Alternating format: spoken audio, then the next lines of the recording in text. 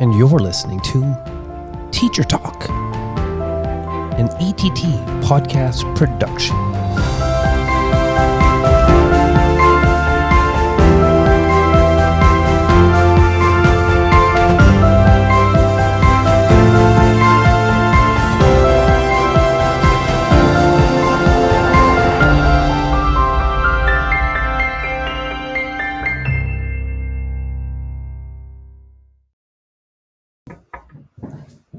And welcome to Teacher Talk, an ETT podcast. And I'm your co-host, Cheney, middle school teacher of 21 years. And my co-host is right beside me, and she will introduce herself. Hi, everyone. I am Pav Wander. I'm also a middle school teacher. I've got about 16 years of experience in the Toronto District School Board. I am very, very happy to be welcoming Helen and Nigel. We're very, very excited to speak to you today. Please let everyone know who you are, what are your roles within ETT, and maybe tell us a little bit about some of the passions that have brought you into the roles that you are currently in right now with ETT. Helen, let's start with you. Okay. Well, first of all, it's very interesting to hear that both of you are middle school teachers. I am also a middle school teacher of 22 years. And such a wonderful, wonderful role. I am also the ETT local president. And I was elected onto our ETT executive in 2011. Got to work with members in many different capacities, became our local chief negotiator, and last year was voted in by ETT members as your local ETT president, and so humbled to be in this role and getting to work with members every single day to make our public education system stronger and to give voice to the incredible potential that exists within our public education system, as well as to be a force for social justice and equity in our schools and in our communities across Toronto. Amazing. Thank you, Helen, so much. And Nigel, let's hear from you. It's always weird because Helen's being so humble. She is such a fierce powerhouse, but I'll unpack some of those things later if she doesn't. I mean, for me, I think I'm in my 18th year with the board, and I've taught every grade except for kindergarten, which I admit I am dying to teach because my 7-year-old Joshua goes to a school here in the Toronto District School Board, and he absolutely loves his teachers. He loved his kindergarten teacher, he loved his grade 1 teacher, and he loves his grade 2 teacher. Even my partner loves his grade 2 teacher. Should I be worried? Anyhow, all I'm saying, I taught spec ed, special education, and I was just going to all of those SST meetings, those IST meetings, and I was just getting tired. They're always saying, "Nigel, have you tried this strategy? Nigel, have you tried that strategy?" And I'm like, you know what I need? What I need is an EA to hold on to this kid before they run outside. So, I decided I would run for the executive about 5 years ago as an executive officer, and this year, along with Helen, I was voted in by our wonderful membership as the vice president. I'm so honored to be doing this work, and I'm looking forward for us to continue to building our power together. Nigel, Helen, two wonderful responses.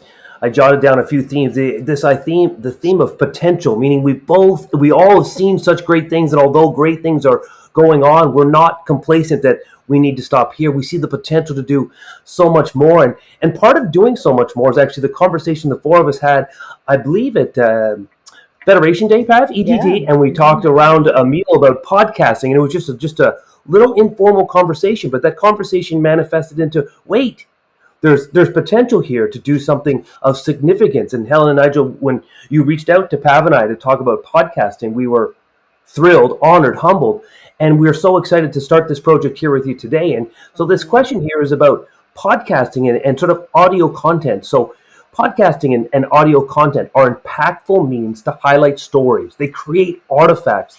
They can bring awareness to critical issues that people can visit and revisit.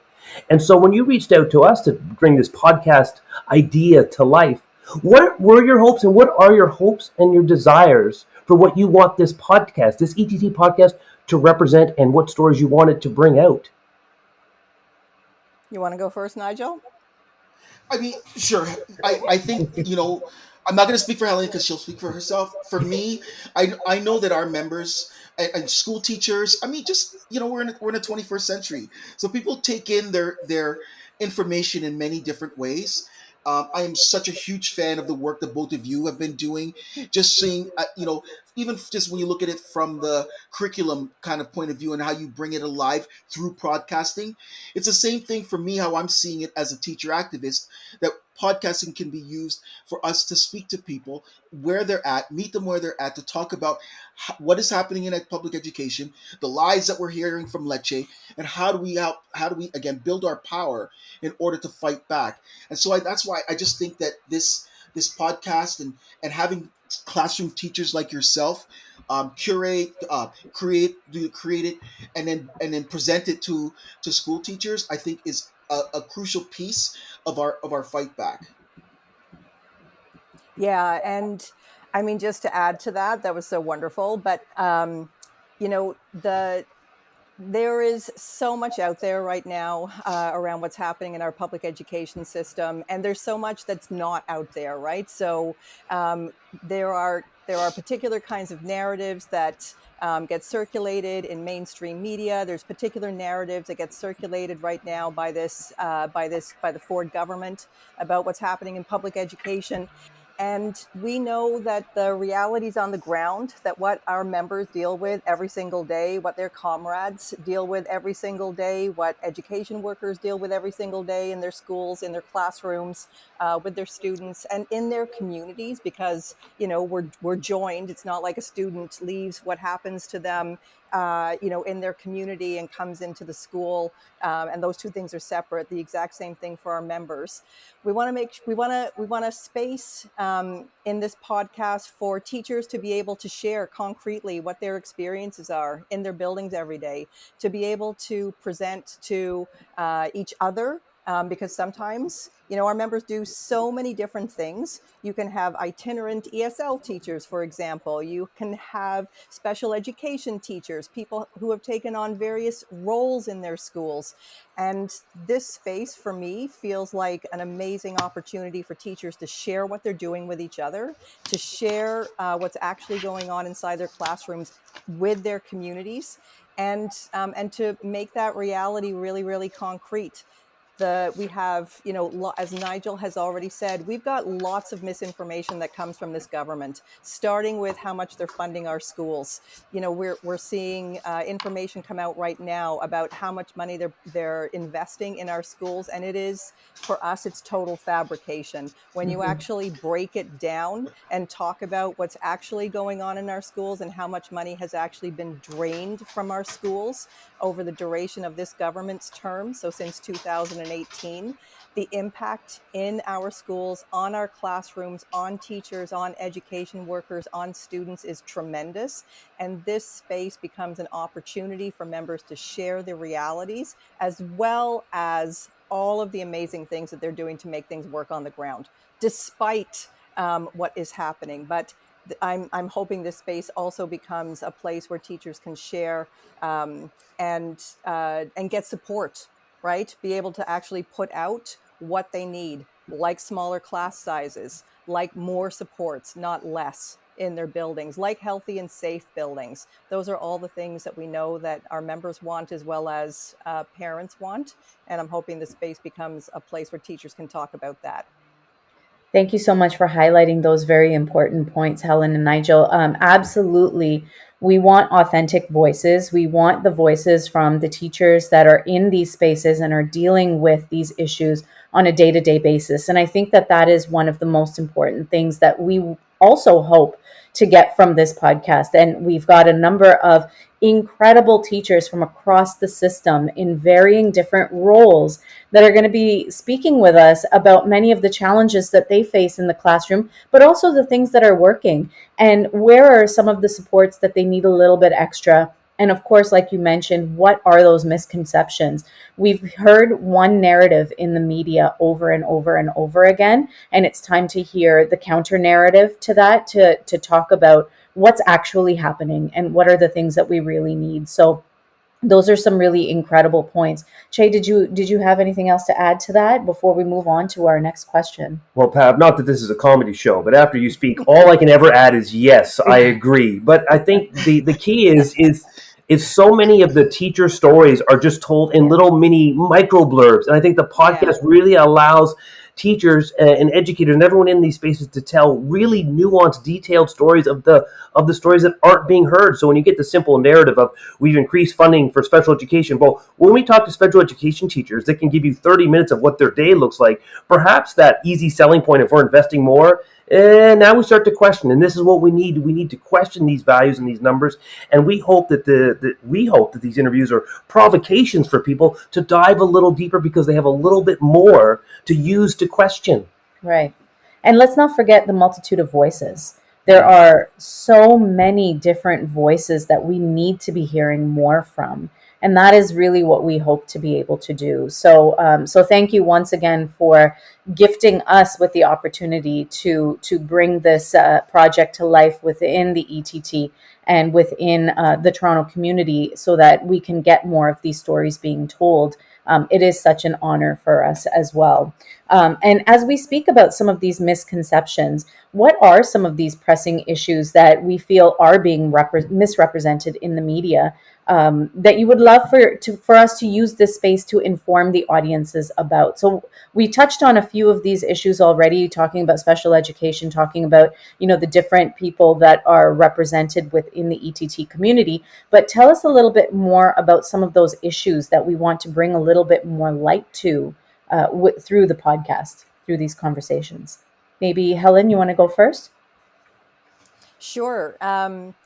I mean, I think that the issues that we would want to highlight, again, um, teachers and education workers do incredible, amazing work every single day in their classrooms, and yet the big problem that we're seeing right now is that they don't have the support and a partnership in government that will actually build with them the kind of public education system that allows all of our students to truly thrive and meet their full potential.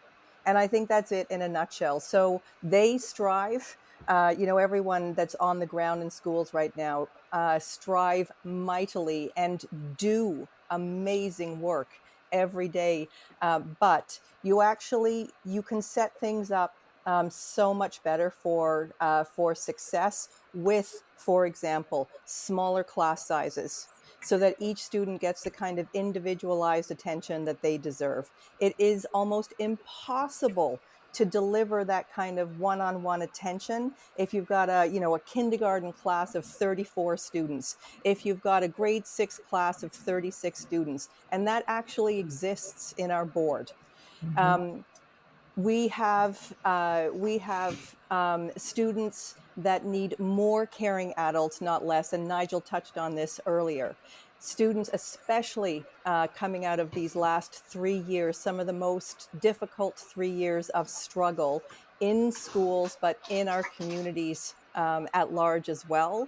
And instead of actually packing our schools with more caring adults, more social workers, more psychologists, more nurses, more CYWs, more EAs, more special education resource teachers, more arts teachers, more phys ed teachers, all of those amazing things that bring the full scope to our students. We actually saw this government suck out those resources, take those incredibly important human resources out of our system instead of putting more in. I'm going to draw your attention to the amazing OSBCU CUPE fight that happened in the fall. They had yeah, exactly. Solidarity was amazing. They had a couple of key demands, right? So in terms of wages, obviously wages that actually allow you to live, especially in the city of Toronto. But the other key demand was for more staffing to support our students' needs on the ground in our schools, and they could not They could not get this government to actually do what was necessary in that round of bargaining in terms of ratcheting up the level of staffing supports. And we're seeing that play out every single day in our buildings and the impact on that. We're seeing, so ETFO just released a report yesterday that got a lot of media play, right, Yeah. on violent incidents in our schools. And I listened, I don't know if some of you saw the response from Doug Ford on that. I'm gobsmacked. I'm not going to, yeah, I don't know how else to characterize his response to it. But what everybody is crying out for, what everybody knows actually needs to happen to deal with those issues. We've got students, again, that are coming out of very, very challenging situations, especially over the last 3 years. What they need is more support in their schools. They need more one-on-one support where that's necessary. And what we've got is a government that has absolutely refused to provide that kind of additional support, and then turns around and yesterday in the response blames students, That's right. and blames parents. Yeah. At the same time, this government, and there's no separation. Again, schools, do not exist on the planet Zoltan. We have, our schools are in our communities. Are It's, and we've got like struggle like never before happening right now, right? Like the cost of living crisis is so significant across, and it touches so many of our students, their families, our own members, that are struggling to make ends meet as well. And a government response, where we see, instead of actually pumping more supports to make sure that we've got affordable rent, to make sure that this city, for example, everyone can live in and play in and work in well. We see them taking our money and shoveling it off to developer friends, as well as their corporate friends, in billions of dollars in tax cuts. So, I would say that those are some of the key issues that we're looking at right now, some of the key issues that we are organizing around right now, building our power to organize on, because, although those are key issues, we also know how to get wins on those issues, which is bringing people together, building up our strength in numbers, building up our power, and going at this government and demanding what we need. Thank you, Helen. Those are incredible points that you have raised, and those are definitely things that we hope to continue to touch upon through our conversations. Nigel, was there anything that Helen perhaps overlooked or didn't mention, or something additional that you wanted to add? That never happens. That ever She always happens, yeah. There's she a running she theme we hits it. have. Yeah. Yeah, totally. Trust me. It's amazing. It's amazing watching and listening to her. I mean, for me, I think just anything to add is just we know that there is more than enough money to pay for all of the things that Helen just talked about, Yeah. right? We know that, and when you've got guys like Galen Weston and we got Elon Musk, you got these guys who are not paying their fair share. Right, we know that people are these billionaires and large corporations that are hiding their money down in the islands somewhere, or off across to Europe. We know that they're not paying their fair share. So don't try to turn around and tell our students, tell our families, tell teachers that there's not enough money to make sure that you have a child and youth worker, that every school has a psychologist attached to it, that we have learning coaches at every school. We have more than enough. I think at the executive, we've talked about this little interesting calculation, and I hope everybody does this, right? Just you pull out your phone, you got your calculator. What we know is that all TDSB schools were defunded $1,100 since 2018. The Canadian Center for Policy Alternative, Ricardo Transjan, he's shared his numbers. We know that.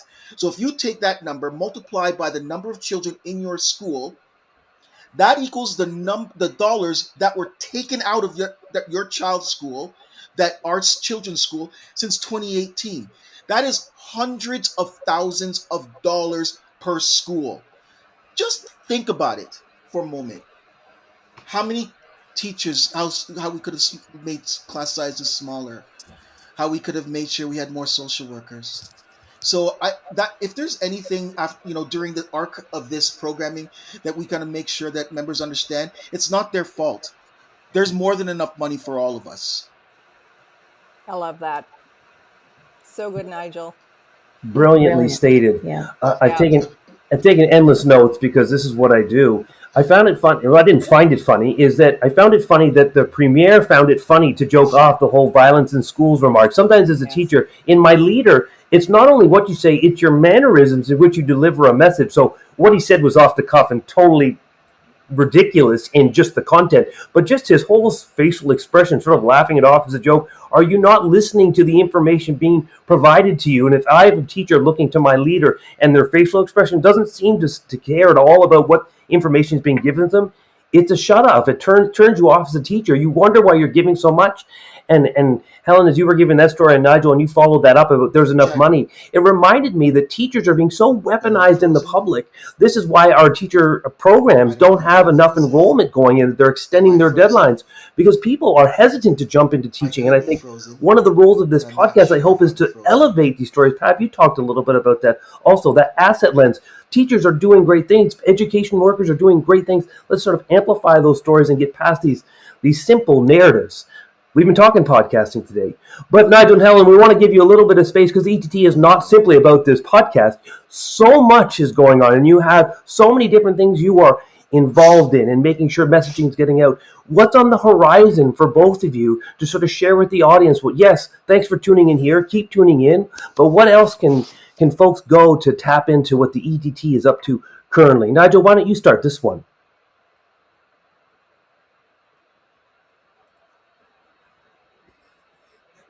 Maybe while we wait for Nigel, Helen, do you want to jump into that? Sure. So there's some amazing things happening right now. I think probably most of you know, I'm seeing you, Pav, sitting in red, Nigel as well. So we've got a Red for Ed campaign that's happening right now on Fridays. We want to build. We want to. Sorry, Nigel is just texting. It's all right. We, all this year, our amazing executive officer team has been going into schools, has been meeting with members on school visits, as well as the daily phone calls that we have with our members about the issues that are happening.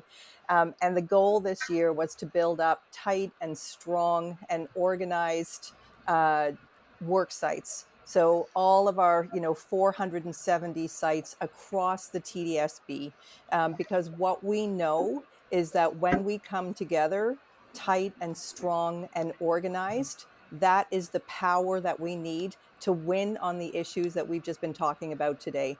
Going forward, we've talked about, so that work has been ongoing this year.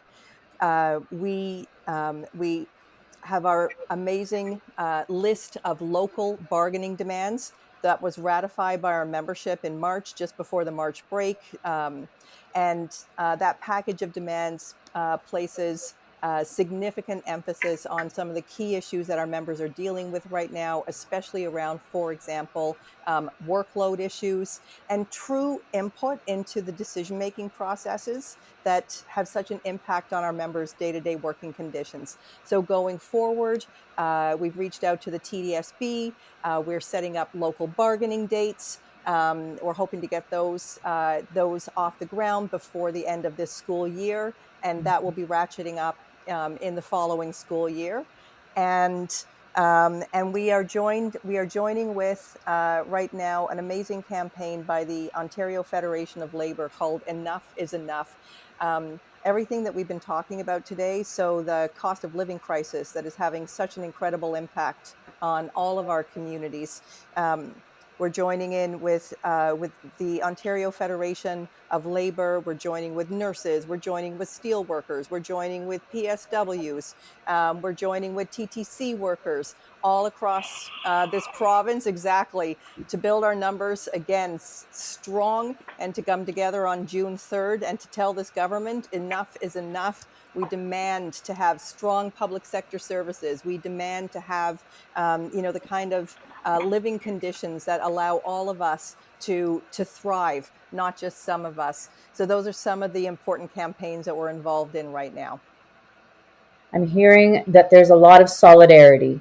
There's a lot of supporting each other through many of the common strifes that we are going through at this current Absolutely. time during this climate. And so we need to continue to support each other.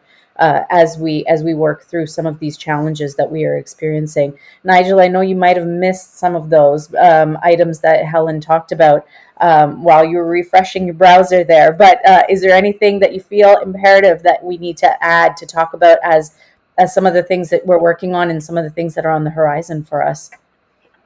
I mean, as I talk to, especially like our younger teachers, a lot of them don't know about the days of action.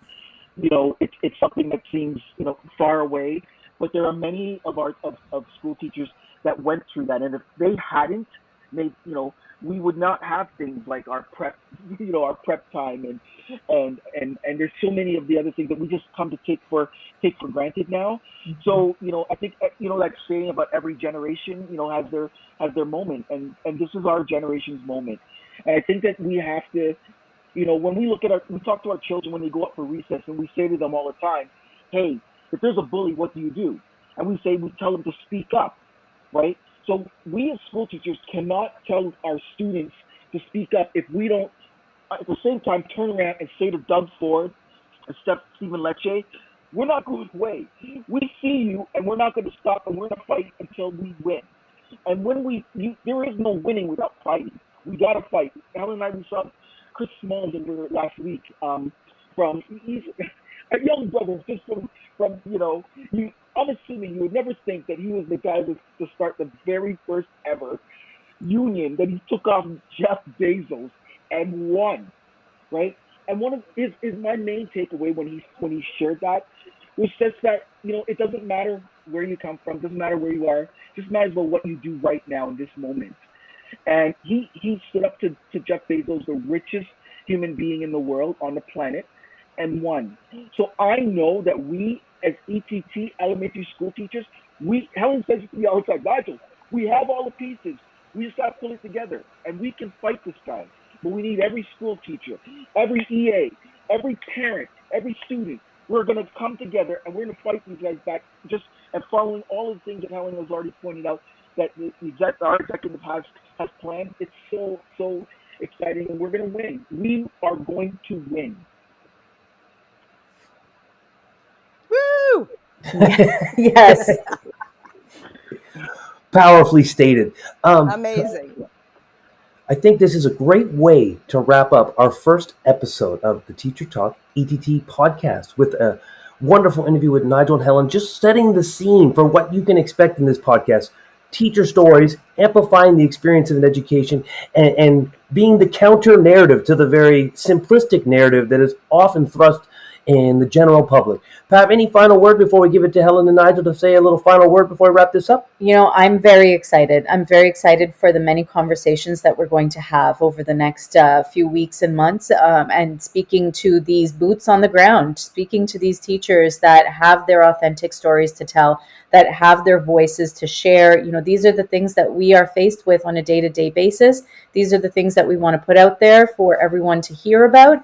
And we want to hear those authentic voices. So we're really excited, and we're very excited to hear from you as well. I think that this is a fantastic opener for everyone to sort of hear from Helen and Nigel, ETT president and vice president, and just set the tone for really what we are expecting to come back with. So thank you so much for joining us today, and please lead us out with your final thought before we end the episode, our intro episode to the podcast. Go ahead, Ellen. Oh, I just want to say I'm so thrilled that you're working with us to do this. It's for me. It's like one more example. Like, who would know we would have such experts among our amazing ETT members that are podcast experts. I mean, it's just it's incredible. If we did an skills inventory bank, and I've thought about doing that sometimes with, our amazing 10,000 members, there would just be it would be incredible. I know that, we can take on all the things that we want to take on. It's just coming together, building that power, as Nigel has talked about so amazingly, and as the two of you are helping us do with this podcast, and going forward together. And we have amazing power when we come together. So I'm excited for what we're going to do, and I am excited for the teacher voices that are going to come through this podcast. Thank you so much for the work that you're doing. Thank you, Helen. Nigel? No, it's it. Helen said it perfectly. Amazing. Yay. Thank you so much. And thank you, everyone, for joining us today for our first episode of the Thank ETT you. podcast, Teacher Talk. Thank you so much. Yay. And that's a wrap for today's episode of Teacher Talk, an ETT podcast. We hope you've enjoyed this insightful discussion. We'd like to remind and encourage you to rate, review, and subscribe to our podcast on your favorite listening platform. It's this feedback that helps us reach more educators like yourself. And while you're doing that, don't forget to visit the website at ett.ca, where you'll find additional information and resources about upcoming events with ETT. The ideas and opinions shared on this podcast are our own. They do not represent the viewpoint of any organization. Rather, we aim to provide a platform for open dialogue and thought-provoking conversations that amplify and elevate the stories of teaching and learning. If you have any topics you'd like us to cover or any questions you'd like us to address in future episodes, feel free to reach out to us on social media or email teachertalk@ett.on.ca, because we love hearing from the educational community. Teacher Talk is a Chey and Pav educational services production, where we strive to bring you the best in professional development and educational production. You can connect with us at cheyandpav.com for all your podcasting and professional development needs. Until next time, keep inspiring, keep teaching, and keep making a difference in the lives of your students.